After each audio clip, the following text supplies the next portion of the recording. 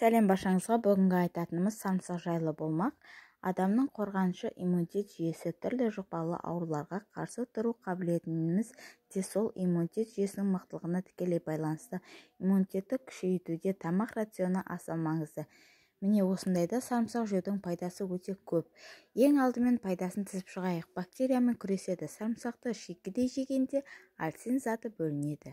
Бұл зат түрлі зиянды бактерияларды жояды. Сондай-ақ антисептикалық, яғни залалсыздандыру қабілетіне де ие. Егер самсақты қыздырса немесе ыстық суға салса, онда альцин бөлінбейді. Ас мәзірінде шикідей самсақты қосыңыз. Қан тамырларының қызметін реттейді. Самсақтың құрамындағы альцин жүрек қан тамыр жүйесінің қызметін реттейді. Күніне самсақты бір бөлігін жесе, қан тамырын нығайып, қан айналымы жақсарады. Залалды холестерин мөлшерін 10%-ға төмендетеді. Сәйкесінше қанның ұюын болдырмайды, жүрек талмасының алдын алады. 12 апта бойы самсақты үзбей қолдану артериалды қан қысымын реттейді. Қандағы қант мөлшерін төмендетеді. Қант диабетімен ауыратындар күніне самсақ жегені жөн. Самсақ қандағы қант мөлшерін 25%-ға төмендетеді.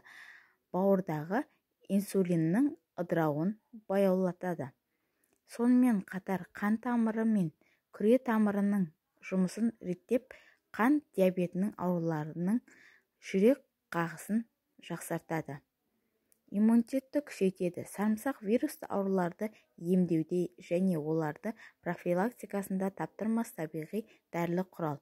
Самсақты күнделікті пайдалану тұмау сырқаудың 60% алдын алуға болады. Дәлелденген. Тұмаудың алдын алу немесе ауыра қалған жағдайда емдеу үшін күніне 2-3 рет мұрынға самсақтың суын тамызған дұрыс.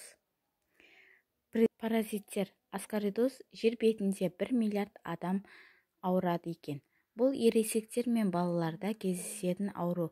Оны тудырушы аскарида, яғни ішек құрты.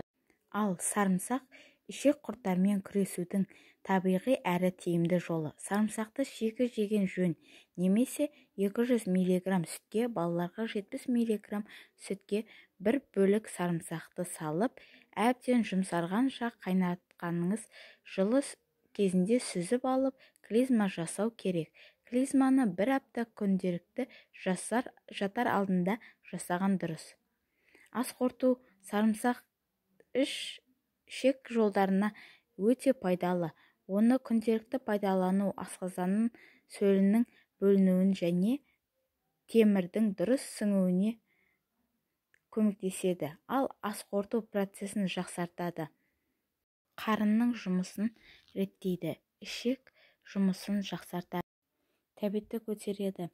Алайда асқазан ойық жарасы және басқа да аурулардың асқынуы кезінде сарымсақты қолданбаған жөн. Буын ауруларында сарымсақтың аяқ-қол буындары үшін пайдасы зор. Тұз жиналғанда алдын алуға болады. Зақымданған буынның тіндерін қалпына келтіреді. Сүйек майларының азаюын болдырмайды. Остеоартриттің алдын алады.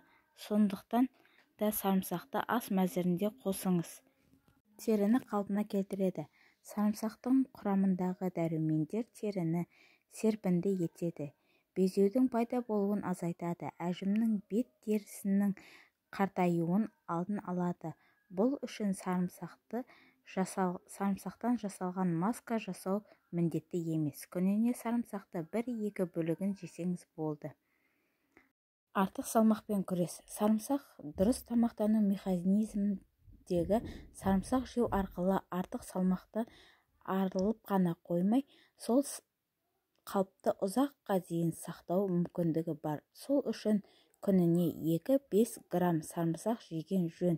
Бұл денсаулыққа өте пайдалы.